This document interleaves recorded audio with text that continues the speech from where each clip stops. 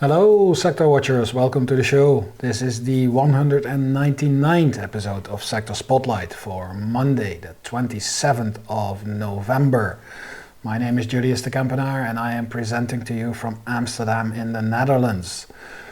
It is the end of the month and that means that we're going to take a look at seasonality. So this show will be pretty much all about seasonality and seeing how we can align current rotations with the historical outlook based on the seasonal patterns. Ladies and gentlemen, this is Sector Spotlight.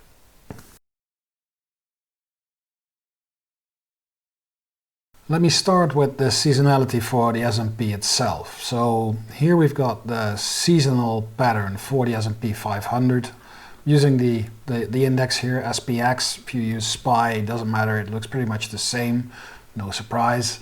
And what we see is that November was actually expected to be a very good month, and well, we now know that November really was and still is a very good month. I think we've got like 8% upward in November, so that really lived up to the seasonal expectations. Way better than the average 1.8%. So it's the end of the year as well, which means that next month I'm going to update my seasonal figures for including 2022, because if you take a closer look, you will see that I've shifted my bar 1 year behind. So this is only data up to and including 2022. So I'm not including the 2023 data yet. I'm going to do that next month, and then from January onward, we will be seeing the seasonal data including 2023. I hope that makes sense. Anyway, November, really good month, way better than expected, and December is usually also a pretty good month, with 70% of the time the S&P closing higher than it opens. So the big question now is, will that also happen in 2023? Will December of 2023 also be a very good month? And if you look at the average performance for the S&P in December, that's 0.9%. If I look at the chart of the S&P 500, so here's SPY. Let me why not? Just do SPY here as well. Load SPY and go to 20 years and then scroll 1 year back and you see the same. So 80% was for SPY and 70% for December. 80% for November, 70% for December. Will we be able to live up to that expectations? Now, for that, we need to look at the chart of the S&P 500 of SPY. And here's the daily chart. And I think you will immediately see the problem that I'm also seeing is that the S&P has now reached a pretty heavy overhead resistance area. If you, we're currently trading in a gap area. There was a gap here in August, beginning of August. And we're right now already 4 days trading inside that gap area. And right above that is 460, 4,600 in the S&P, 460 in SPY. So we have a cluster of resistance levels in the current area. A little bit more upside, but not much. And obviously the risk is quite clearly there. If we start to roll over, then there's a big support area in this gap area here between 441 and that is 446, and possibly this old trend line here, this old neckline of the head and shoulders, which we broke, targeted, and then got back above it.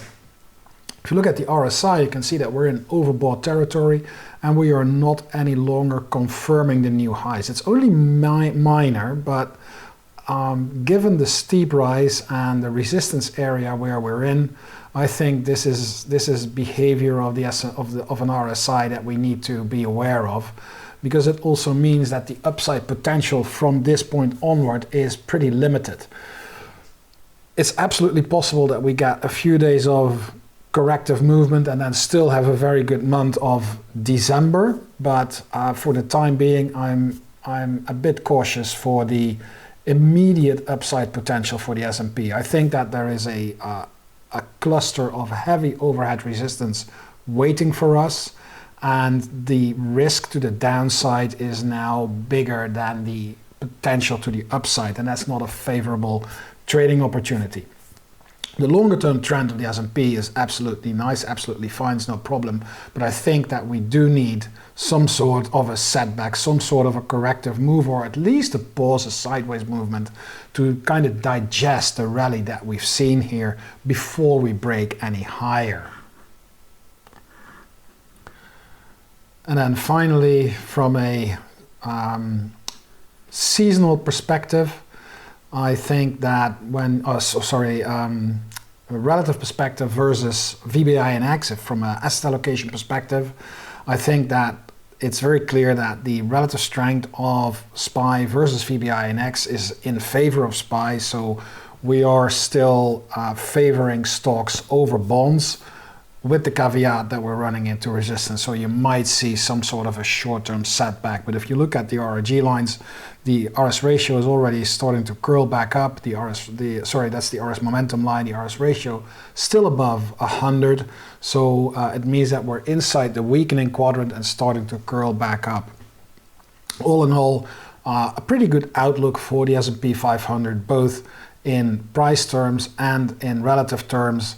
Near term, maybe a little bit of a correction to digest the recent rally. I think that wraps it up for the S&P 500 as a whole.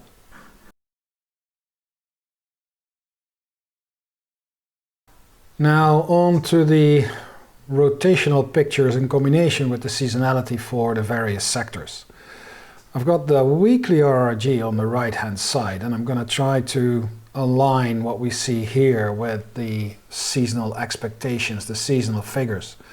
If we go over the various sectors, then it looks as if this is the month of December. Now look at that, 55, 55, 55, 40, 60. 63 is the highest and 40 is the lowest. That's not a very significant move, so it's going to be very, very difficult to find any alignment of seasonal rotation in combination with the actual current rotation. I'm going to try my best and go over them and see what we can find, but the initial outlook is not very strong. It's pretty good for the S&P 500 as a market as a whole, but where you would every now and then see like 70 and 30 and that kind of stuff, where you got a good expectation, a good idea of where that performance for the S&P could be coming from. In this month, the 70% of the time outperformance can come from a wide variety of sectors. There's no very clear indication of one or more sectors that are doing really well or really bad in the month of September. If we look at the average return numbers, then we got pretty much the same. There's one big outlier here, that's real estate. So we're going to take a look at that for sure. But other than that, some pretty good numbers. But if you look at 70% outperformance for healthcare with a 50% odds, that's not something that is really strong. 55% of the time outperformance for materials with 0.5%. 40% of the time outperformance, meaning 60% of the time underperformance with a minus 0.6. Maybe something to look at, but it's not very convincing. So let's take a look at the individual tails, the individual rotations that belong to those numbers. And if we start with materials, then it's moving lower, it's coming out of the improving quadrant and seems to be hitting lagging, although today this seems to be picking up, but it's not very strong. This should be, I don't know, it's a little bit better than 50% in terms of being positive, and the average outperformance is 50 basis points, but not something to be really excited about. If you look at, we're going to do offensive, defensive, sensitive, so go for financials. That is almost on the dot, right in the middle of the benchmark. So we're not going to expect a lot of movement there. 55, that's the flip of a coin. 0.3, nothing super special. Then we've got real estate. We go to real estate. That tail is starting to look really good. You see how it had a very short tail, and now all of a sudden, so this is, I'm recording this after the market close on Monday, and you see that all of a sudden XLRE jumps away. That bodes well for the 2.5% average return. So I could see that as a positive. The 55 is not super convincing. If you look at consumer discretionary, then you see that that entered the lagging quadrant, 40%. I think that sort of could be an underperformer. But again, I hope you hear my doubt and my non-conviction, so to say. So we'll see if we start to look at some charts, maybe then we'll find some potential trading setups. And if there are not any trading setups, then that's what it is. Then there are no trading setups. Then we all move from our Thanksgiving weekend straight into Christmas and just don't lose any money. In the defensive area, we need to go watch utilities, and there you go. So that's supposedly one of the stronger sectors, with an average of 0.6% outperformance. It's not coming from this tail. It's not in line with that tail. If we go to staples, then we see that that tail's pretty good, but that's the flip of a coin, and we are expecting 0%, so that in line with the index, not going to be very tradable move here. If we look to healthcare, then you see that that tail's coming down. Odds are 50-50, average outperformance 0.7%. With a tail that's moving that way, that's going to be very hard to align with an average gain of 70 basis points over the S&P 500, because remember, all these numbers here are relative numbers. They are in combination with the S&P 500. So for healthcare, 70 basis points outperformance means an expected return for healthcare of 1.7%, because we're expecting a 1% return for SPY. If we go to communication services, then that is rolling over inside the leading quadrant, rolling over and heading towards weakening. This is also one of the strong, this is actually the strongest seasonal pattern, 63% of the time outperformance, with an average outperformance of 0.7%, but that is not an alignment. That's not a super strong sign. Then we got energy, 55, with an expected negative return of minus 0.1%, minus 10 bips. That I can see happening with this tail. That's not a very strong tail. And then we've got technology. Technology is actually doing pretty well, but from a seasonal perspective, we would not expect technology to do really well. That's the lowest, one of the lowest, together with discretionary sectors. 40% of the time outperformance, meaning 60% of the time underperformance, and the expected return is minus 0.3. Again, not something to become really excited about from a trading perspective. And then finally, we've got the industrial sector here. It's industrials, 55% of the time. That's as good as the flip of a coin, and a minus 0.10%, 10 bips negative performance, underperformance, I should say. Now, when we move to the daily charts, it looks slightly better. It looks slightly more in line. So if we do the same exercise and we use the daily charts, now let's take a look at these tails, and we'll do it again. So here is materials. And all of a sudden you can see that that is actually starting to pick up. That's looking really good. This tail is looking really good. So that's more in line. The question is, the month of December still has to start, and it's got about 20 trading days. So that's quite a long period for a daily chart. But my take from this is that we could get, and we'll see that more of these tails are a little more in line with the seasonal expectations than the weekly tails. So what we could see is actually a good start of the month from a seasonal perspective. So that these sectors, and this is all relative, that these sectors are indeed outperforming or underperforming a little bit more in line with the seasonal expectations than the weekly. So here's the daily for materials. That is let's say a positive outlook with 50%, so that's a little bit more in line. If you go to financials, you will see this is still very close to the benchmark, but nevertheless, it's got a positive outlook. It's got positive outlook, got positive expected return, and the tail is not looking too bad either. It's very short. It's on the right-hand side, so that is good. Then we've got real estate. That's probably the one with the most interesting tail in combination with the seasonal patterns, because this is completely in line. So this daily tail for real estate, and you can see how it's actually accelerating where it was very short. Look at this. This is almost static, and then 1, 2, 3 trading days, we're really getting that nice angle upward. So that's in line with the seasonal expectations. So we do need to look at the chart of real estate in a minute. Then we've got discretionary.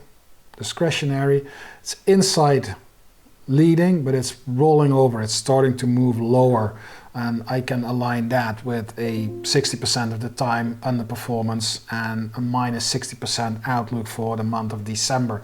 That's pretty much in line with this tail. If we go to the defensive section, then we have utilities, and that's picking up. It's still inside weakening, but it's picking up, which kind of aligns with this seasonal number here.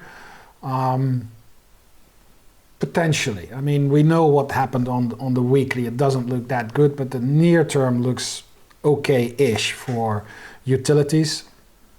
And then we got staples, which is doing it's not as good. It's picking up. It's ending its relative downturn. It's starting to pick up, but it's not convincing yet, which is completely in line with that non-existent trend in staples from a seasonal point of view. And then we've got healthcare, which is actually rotating pretty nicely towards the improving quadrant at a good angle, at a good heading, and it's a flip of a coin, 50-50, but the expected return is pretty good. The outperformance is pretty good. So, if that's what I need to look at, if this doesn't give me any information and I only have the average returns as some sort of guidance, then I could say that, healthcare is kind of in line. And then we go to communication services, and you can see how that is. It's having trouble here because if I see, it's almost not visible, but if I scroll back, you can see that this is like, so today, this is Friday, and today it already started to roll over, which is not very convincing with a 63% of the time outperformance and a 0.7% expected outperformance. So XLC is not in line with this, and not on the daily and not on the weekly. And then we got energy. Energy is way back on the left-hand side. Flip of a coin, expected return is negative, albeit minus 0.10 basis points underperformance. This is too low. This is too low, folks. I don't think that energy will this month make it all the way back to leading. So not going to do much with that. And then we've got technology, which is expected to underperform. And that pretty much aligns with what we see here on that daily tail. You see it's moving from leading into weakening, which is aligning with that 40% outperformance, meaning 60% underperformance, and expected return of 30 bips below SPY. So technology from a daily point of view is kind of in line with what you would expect from a seasonal point of view.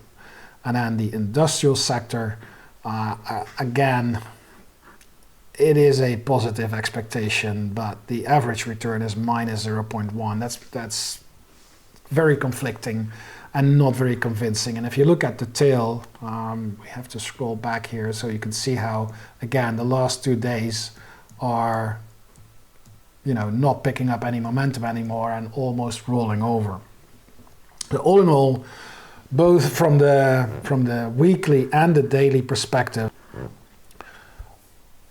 on those RRGs in combination with the seasonal patterns, I think that where we may want to see something is real estate. We're going to look at that chart. We may want to look at materials, and I think may want to look at utilities. And then from a negative point of view, I think that technology is probably our best bet, if any, because it started to move lower. But putting it all together, I think that I hope you agree with me that when you look at the daily tails, they're a little bit more in line with the seasonals than the weekly tails, which for me translates into an expectation that we may see in the near term rotations that are in line with the seasonals, but maybe not through the end of the month, because that's where the weekly tails come in. And if you combine that with the heavy overhead resistance in the market as a whole, I think that I'd be very surprised if we get, well, maybe not. Right now, I'm very surprised if we would get 1% performance for SPY in December, because I think it's pushing against heavy resistance. If we can take that out, on the other hand, then that 1% is a very low number, because then I think we will be going much higher. But given the 8% that we've already done, I'm not so sure. So for any long positions, I would certainly wait until the S&P takes out that 4,600 number on the upside, that previous high. That's a pretty crucial line in the sand, if you ask me.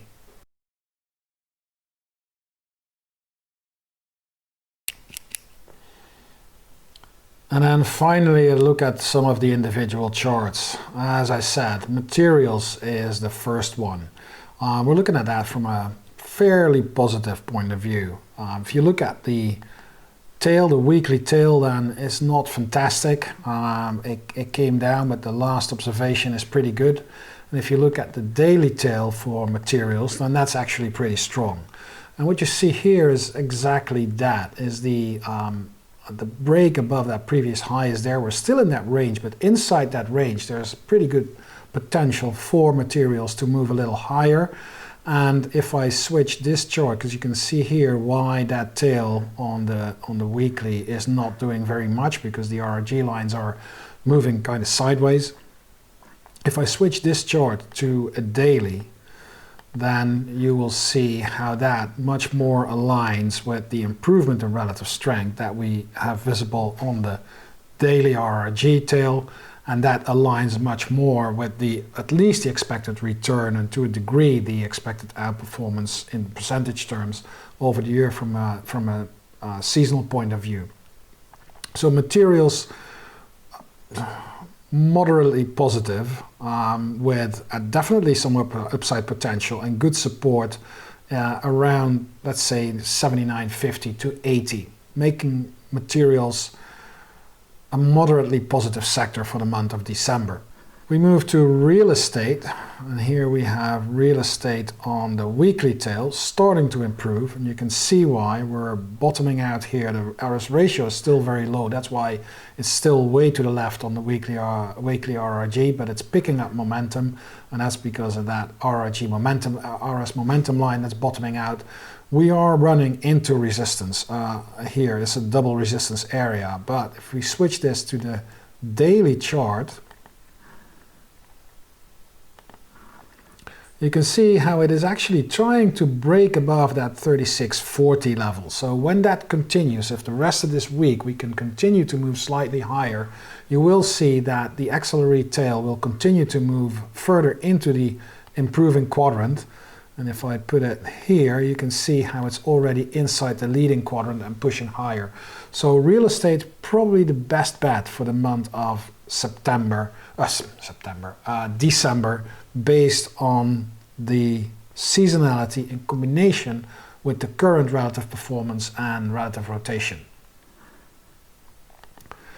Looking at utilities, here is utilities on the weekly.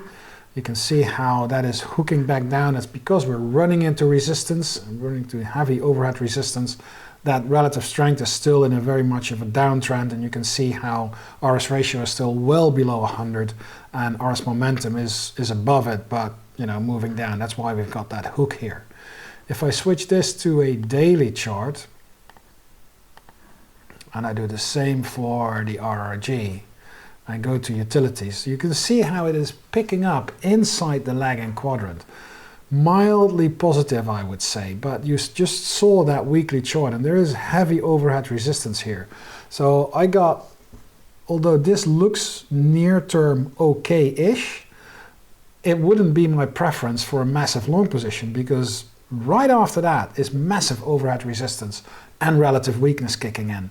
So despite the fact that the tail here on the daily is pretty much in line with what we would expect from utilities, and by the way, that 55% outperformance, that's exactly what it is. It's the flip of a coin, and I wouldn't be surprised if we're not going to make it in the utilities sector in the month of December. Now we got healthcare. Healthcare, clearly moving lower on the weekly. The weekly tail is massively heading towards the lagging quadrant. That's not boding a good message. And you can see why that is happening, because that relative strength line just broke below support, just came out of that consolidation pattern and is ready to move lower.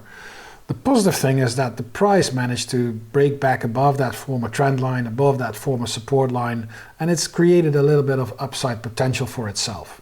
If we look at the daily chart, then you can see how that improvement looks, but we're running into resistance around 132 already. Relative strength is kind of picking up, it's kind of lagging there.